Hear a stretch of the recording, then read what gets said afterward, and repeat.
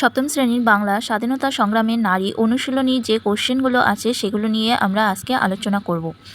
তো একের কোশ্চেনে কী আছে, ঠিক উত্তরটি বেছে নিয়ে লেখো। একের এক, ননীমালা দেবী বিপ্লবের দীক্ষা পেয়েছিলেন অমরেন্দ্র চ্যাটার্জির এর কাছ থেকে। একের দুই, ননীবালা দেবী রীর সাথে অমর চ্যাটার্জি ও তার কয়েকজন সহকর্মীকে আশ্রয় দেন। একের তিন, চন্দননগর থেকে পালিয়ে ননীবালা দেবী যান পেশোয়ারে। একের চার, কাশ্মীর ডেপুটি পুলিশ সুপার জিতেন ব্যানার্জি ননীবালা দেবীকে জেরা করতেন। একের পাঁচ, পুলিশ সুপার গোল্ডির কাছে ননীবালা দেবী সারদামণি দেবীর কাছে থাকার ইচ্ছা প্রকাশ করেছিলেন। একের ছয়, দুকড়িবালা দেবী বিপ্লবের অনুপ্রেরণা পেয়েছিলেন বনপো নিবারণ ঘটকের কাছে। একের সাত, বিপ্লবী হরিদাস দত্ত দারোয়ানের ছদ্মবেশে পিস্তল চুরি করেন। 2 নম্বরে কী আছে, সংক্ষিপ্ত উত্তর দাও।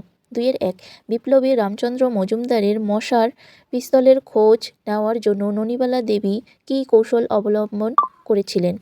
উত্তর, কমলা দাস গুপ্ত রচিত স্বাধীনতা সংগ্রামের নারী পাঠ্যাংশে বিপ্লবী রামচন্দ্র মজুমদারের মশার পিস্তল এর খোঁজ নেওয়ার জন্য বিধবা ননীবালা দেবী রামচন্দ্র মজুমদারের স্ত্রী সেজে প্রেসিডেন্সি জেলে গিয়ে রামবাবুর ইন্টারভিউ নেওয়ার কৌশল অবলম্বন করেছিলেন। 2-এর 2, এদের সকলেরই মাথায় অনেক হাজার টাকার হুলিয়া ছিল। হুলিয়া শব্দটির অর্থ কী? এরা কারা? এদের আশ্রয়দাত্রী কে ছিলেন? হুলিয়া থাকার জন্য এরা কীভাবে চলাফেরা করতেন? উত্তর, হুলিয়া শব্দটির অর্থ হল পলাতক আসামিকে গ্রেপ্তার করার জন্য তার চেহারার বর্ণনা সহ বিজ্ঞাপন। এরা হলেন বিপ্লবী নেতা যাদুগোপাল মুখার্জি, অমর চ্যাটার্জি, অতুল ঘোষ, ভোলানাথ চ্যাটার্জি, নলিনীকান্ত কর, বিনয়ভূষণ দত্ত ও বিজয় চক্রবর্তী। এদের আশ্রয়দাত্রী ছিলেন বিধবা ননীবালা দেবী। হুলিয়া থাকার জন্য এই নিশাচরেরা সারাদিন দরজা বন্ধ করে ঘরে কাটিয়ে দিতেন। শুধু রাতে সুবিধা মতো বেরিয়ে পড়তেন। নিষ্ঠুর শিকারীর মতো পুলিশ এসে পড়লেই এই পলাতকেরা নিমিষে অদৃশ্য হয়ে যেতেন। পুলিশ হয়রান হয়ে ফিরত। 2-এর 3, ননীবালা দেবী পলাতক হলেন। ননীবালা দেবী পালিয়ে যেতে বাধ্য হয়েছিলেন কেন? তিনি পালিয়ে কোথায় গিয়েছিলেন? সেখানে তিনি কোন অসুখে আক্রান্ত হন? উত্তর, কমলা দাশগুপ্ত রচিত স্বাধীনতা সংগ্রামের নারী পাঠ্যাংশে ননীবালা দেবী বিপ্লবীদের সঙ্গে নিয়ে চন্দননগরে বাড়ি ভাড়া করে থাকতেন। খবর পেয়ে পুলিশ চন্দননগরে কয়েকটি বাড়িতে তল্লাশি চালালে বিপ্লবীরা পালিয়ে যান এবং ননীবালা দেবীকে গ্রেফতার করে তৎপর হয়ে ওঠে। তাই ননীবালা দেবী চন্দননগরের তার থাকাটা নিরাপদ নয় ভেবে সেখান থেকে পালিয়ে যেতে বাধ্য হয়েছিলেন। তিনি সেখান থেকে পালিয়ে বাল্যবন্ধু দাদা প্রবোধ মিত্রের সঙ্গে পেশোয়ারে যান। সেখানে তিনি কলেরা রোগে আক্রান্ত হন। 2-এর 4, ননীবালা দেবী সবই অস্বীকার করতেন। ননীবালা দেবী কোন কথা অস্বীকার করতেন? তার ফলশ্রুতি বা কী হতো? উত্তর, কমলা দাশগুপ্ত রচিত স্বাধীনতা সংগ্রামের নারী পাঠ্যাংশে কলেরা রোগ আক্রান্ত ননীবালা দেবীকে পেশোয়ারে গ্রেফতার করা হয় এবং তাকে স্ট্রেচারে করে পুলিশ হাজতে নিয়ে যাওয়া হয়। তিনি প্রায় সুস্থ হয়ে গেলে সেখান থেকে তাকে কাশ্মীর জেলে এনে জিজ্ঞাসাবাদ করা হয় যে তিনি বিপ্লবীদের চেনেন কি না, তারা কোথায় আছেন তা জানেন কি না। প্রশ্নের উত্তরে তিনি বলতেন কাউকে চেনেন না, কিছুই জানেন না। ননীবালা দেবী সব অস্বীকার করতেন। ফলশ্রুতি স্বরূপ ব্যর্থকাম পুলিশ সুপারিনটেনডেন্ট জিতেন ব্যানার্জি কাশ্মীর জেলে প্রাচীরের বাইরে মাটির নিচে পানিশমেন্ট সেল অর্থাৎ শাস্তি কুঠুরিতে ননীবালা দেবীকে 3 দিন প্রায় আধ ঘন্টা করে ধরে তালাবন্ধ করে রেখেছিলেন।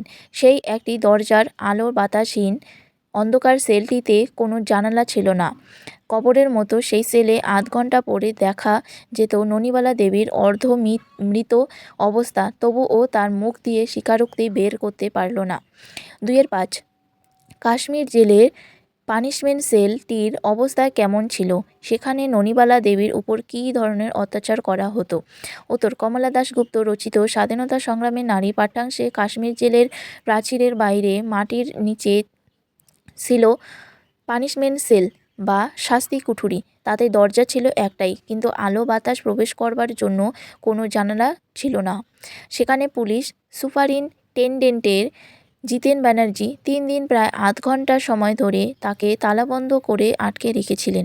আলো বাতাসহীন অন্ধকার কবরের মতো সেলে আধ ঘন্টা পরে দেখা যেত ননীবালা দেবীর অর্ধমৃত অবস্থা। তবুও তার মুখ দিয়ে স্বীকারোক্তি বের করতে পারেননি। তৃতীয় দিন তাকে আধ ঘন্টারও বেশি প্রায় ৪৫ মিনিট রাখা হয় স্নায়ুর শক্তিকে চূর্ণ করে দেবার প্রচণ্ড প্রচেষ্টা। সেদিন তালা খুলে দেখা গেল ননিবালা দেবী পড়ে আছেন মাটিতে জ্ঞানশূন্য। ২-৬ ননিবালা দেবী তখনই দরখাস্ত লিখে দিলেন। ননিবালা দেবী কাকে দরখাস্ত লিখে দিয়েছিলেন, দরখাস্তের বিষয়বস্তু কী ছিল, শেষ পর্যন্ত সেই দরখাস্তের কী পরিণতি হয়েছিল? উত্তর কমলা দাশগুপ্ত রচিত স্বাধীনতা সংগ্রামের নারী পাঠ্যাংশে জানা যায় ননিবালা দেবী আইবি পুলিশের স্পেশাল সুপারিনটেন্ডেন্টে গোল্ডিকে দরখাস্ত লিখে দিয়েছিলেন। ননিবালা দেবী দরখাস্তে লিখেছেন তাকে যদি বাগবাজারে শ্রীরামকৃষ্ণ পরমহংস দেবের স্ত্রীর কাছে রেখে আসা হয় তাহলে তিনি খাবেন। শেষ পর্যন্ত সেই দরখাস্ত গোল্ডি সাহেব নিয়ে ছিঁড়ে দলা পাকিয়ে ছেঁড়া কাগজের টুকরিতে ফেলে দেন। অমনি যেন বারুদের আগুন পড়ল। এই ঘটনার প্রতিবাদে ননিবালা দেবী আহত ক্ষিপ্ত বাঘের মতো লাফিয়ে উঠে গোল্ডির মুখে এক চড় বসিয়ে দেন। ২-৭ এবার আমায় দলে নিয়ে যাও। কে কাকে এই অনুরোধ জানিয়েছিলেন? তিনি কেন কোন দলে অংশগ্রহণ করতে ইচ্ছুক ছিলেন? উত্তর কমলা দাশগুপ্ত রচিত স্বাধীনতা সংগ্রামে নারী পাঠ্যাংশে দুকড়িবালা দেবী তার বোনপো নিবারণ ঘটককে এই অনুরোধ জানিয়েছিলেন। দুকড়িবালা দেবী তার বোনপো নিবারণ ঘটককে খুব স্নেহ করতেন। বোনপো প্রায় তার বাড়িতে বন্ধুবান্ধব নিয়ে আসতেন। স্বদেশী বয়, বেআইনি বয়, লুকিয়ে পড়বার আড্ডা ছিল মাসিমার বাড়ি। এগুলো থেকে তিনি দেশ স্বাধীন করতে অনুপ্রাণিত হয়েছিলেন। তিনি দেশকে ইংরেজ সরকারের কবল থেকে মুক্ত করার জন্য স্বদেশীদের দলে অংশগ্রহণ করতে ইচ্ছুক ছিলেন। ২-৮ পুলিশ কোন অভিযোগে দুকড়িবালা দেবীকে গ্রেফতার করেন? বিচারে তার কী শাস্তি হয়? উত্তর ১৯১৭ সালে জানুয়ারি মাসে একদিন পুলিশ দুকড়িবালা দেবীর বাড়ি ঘিরে ফেলে। তল্লাশিতে পাওয়া যায় ৭টা মশার পিস্তল। শত জেরাতেও মাসিমার মুখ থেকে বের করতে পারল না যে কে দিয়েছে তাকে পিস্তলগুলি। আর এই অভিযোগে পুলিশ দুকড়িবালা দেবীকে গ্রেফতার করেন। স্পেশাল ট্রাইব্যুনালের বিচারের রায়ে দুকড়িবালা দেবীর ২ বছরের সাজা সশ্রম কারাদণ্ড হয়।